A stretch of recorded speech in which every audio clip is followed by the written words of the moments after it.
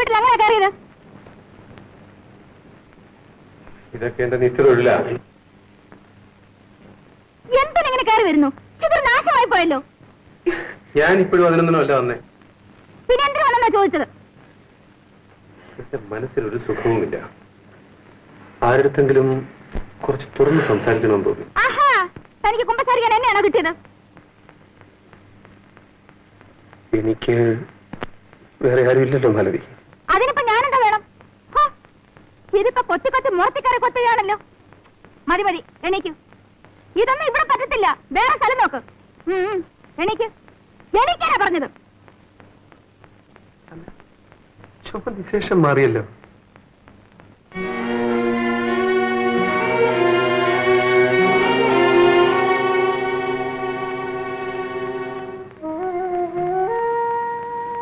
ഈ സൈക്കിൾ ചെയിനാണ് എന്റെ ആഭരണവും ആയുധവുമെല്ലാം.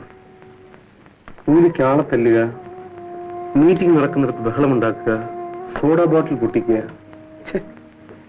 എന്തൊരു വൃത്തികെട്ട ജീവിതമാണ് എന്റേത്. ജീവിക്കാൻ വേറെ ഒരു മാർഗവും കണ്ടില്ലേ? ഏത് ദുഷ്ടനാ തന്നെ ഇതൊക്കെ പഠിപ്പിച്ചു വിട്ടത്? രാഷ്ട്രീയം മാലതിക്കറിയാമോ? ഇവിടുത്തെ ചില പ്രമുഖന്മാർക്ക് എന്നെ പോലുള്ള തെമ്മാടികളെ അത്യാവശ്യമാണ്. കേവലം വയറ്റിപ്പഴപ്പിന് വേണ്ടി മനുഷ്യന്റെ ജീവനോടാണോ കളിക്കുന്നത്? അടികൊണ്ട് അവർ പിടയുമ്പോൾ തന്റെ മനസ്സിൽ സാധാരണ തോന്നാറില്ലേ? ഇത്രയും കാലം എന്റെ മനസ്സ് മരവിച്ചു കിടക്കുകയായിരുന്നു. പക്ഷേ ഇന്ന് ഞാൻ കാരണം ഒരാൾ മരിച്ചു. എന്താ, ആരെങ്കിലും കൊന്നോ? ഒരു ഫാക്ടറിയിൽ മുതലാളിയും തൊഴിലാളികളും തമ്മിലുള്ള സമരം കുറെ കാലമായി നടന്നുകൊണ്ടിരിക്കുകയായിരുന്നു. യൂണിയൻ നേതാവ് കേശവൻ ഒരു ദിവസം സൈക്കിളിൽ വന്നുകൊണ്ടിരുന്നപ്പോൾ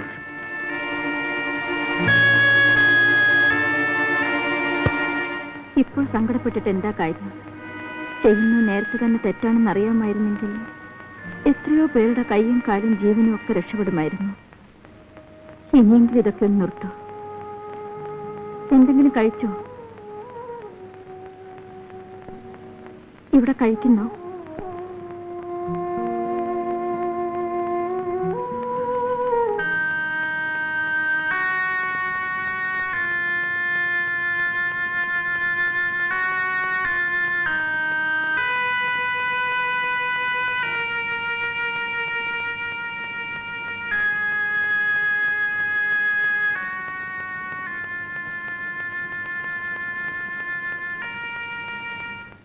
എന്താ ഒന്നും കഴിക്കാത്തത്? ഈ ചോറിന് വേണ്ടി നീ എന്തെല്ലാം അനുഭവിക്കേണ്ടിയിരിക്കുന്നു എന്നാലോചിച്ചു. ഇതെല്ലാം ഇപ്പോൾ ആലോചിക്കേണ്ട വല്ല കാര്യമുണ്ടോ? കഴിക്കൂ. അമ്മീശ കണ്ടില്ലേ? 1 കിലോ ചോറ് വേണ്ടൊരു കുന്തം വേണേ. ഇല്ല, 1/2 കിലോ.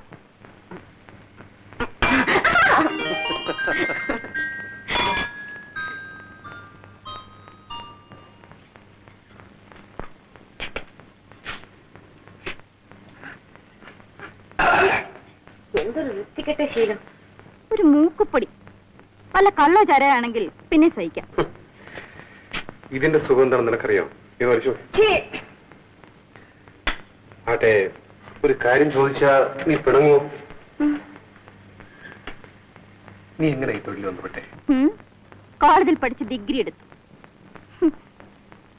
വെറുതെ ചെളിയിൽ കൈയിട്ട് മുഖത്ത് തേക്കണോ? എങ്ങനെയാണെന്ന് അറിയാമെന്ന് വെച്ച് ചോദിച്ചാ? ആരോട് ചോദിച്ചാലും പറയും നമ്മുടെ ഈ സമുദായമാ. എന്റെ അച്ഛൻ മരിച്ചിട്ട് ദിവസങ്ങൾ പോലും ആയില്ല. എന്റെ അമ്മയ്ക്ക് തനിച്ചു കിടക്കാൻ വയ്യാതായി. ഒരു ദിവസം എന്നെ തനിച്ചാക്കിയിട്ട് അവരുടെ ഒരു കാമ്പന്റെ കൂടെ ഇറങ്ങിപ്പോയി. 16 വയസ്സേ അന്നെനിക്കുണ്ടായിരുന്നു. പക്ഷേ എന്നിൽ കണ്ട സ്ത്രീരൂപം പലരെയും ആകർഷിച്ചു തുടങ്ങി. അയ്യോ, എത്ര സഹതാപികളായിരുന്നെന്നോ എനിക്കുണ്ടായിരുന്നത്. പുതിയ പുതിയ അച്ഛന്മാര്, അമ്മാവന്മാര്, ചേട്ടന്മാര്. ഇന്നിതാ 6 കൊല്ലമായി സർവീസ് തുടങ്ങിയിട്ട്. 22 വയസ്സായി എനിക്ക്. ഉള്ളു തുറന്ന് സംസാരിച്ചോണ്ടാ ഉള്ള വയസ്സ് പറഞ്ഞത്. മറ്റുള്ളവരോട് പറയുന്നത് 18 10 രൂപയുടെ കൂടുതൽ കിട്ടുമല്ലോ. നീ എപ്പോഴെങ്കിലും ജയിലിൽ പോയിട്ടുണ്ടോ? ഒരു പ്രാവശ്യം. എത്ര കാലം മാത്രം കിടന്നു?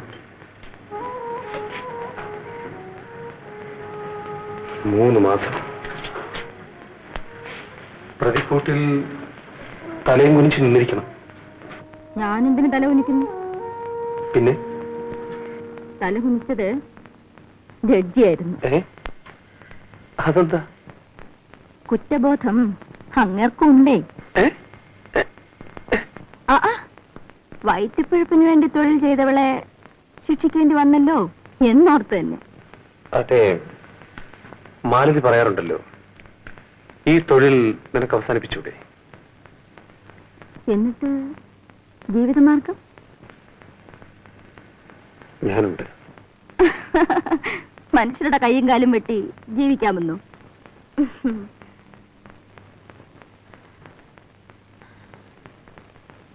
എപ്പോൾ പോലീസ് പിടിച്ചകത്താക്കുമോ ആവോ. എന്നിട്ട് ഞാനും കൂട്ടിന്. മാലതി, കുറെ ബുദ്ധിമുട്ടുകൾ സഹിക്കേണ്ടി വന്നാലും നമുക്കും മറ്റുള്ളവരൊക്കെ മാനമായി ജീവിക്കാൻ ശ്രമിച്ചുകൂടെ? മാലതി,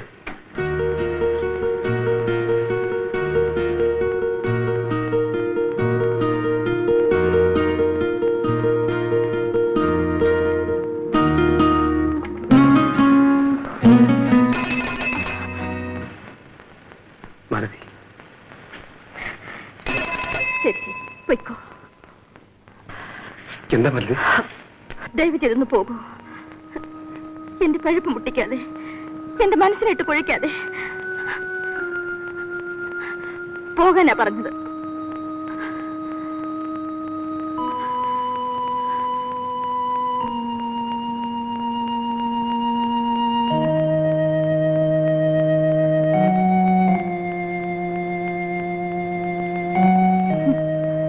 എന്റെ ഡ്യൂട്ടി സമയം.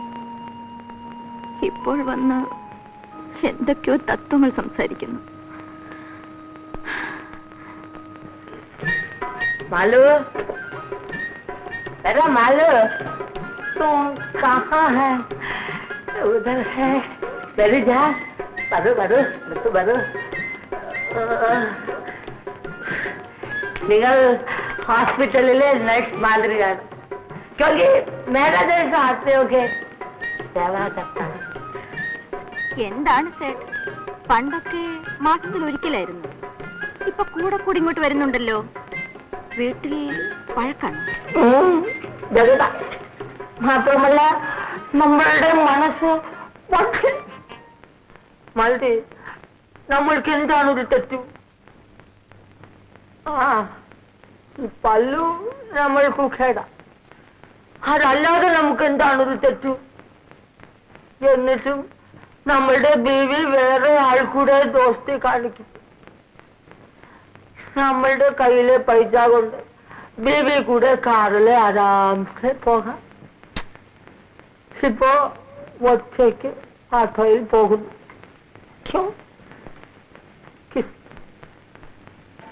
നമ്മളുടെ മനസ്സു പൊട്ടിപ്പോയി. പേരും ആട്ടോ അമൃതലാലും ആയി.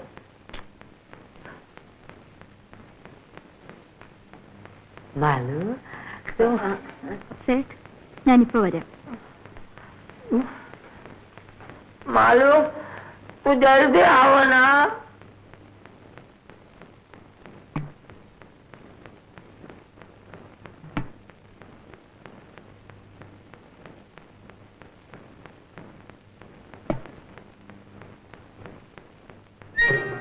ഹലോ, നമ്മളുടെ കയ്യിലെ കാശിന് നിൻ പോലെ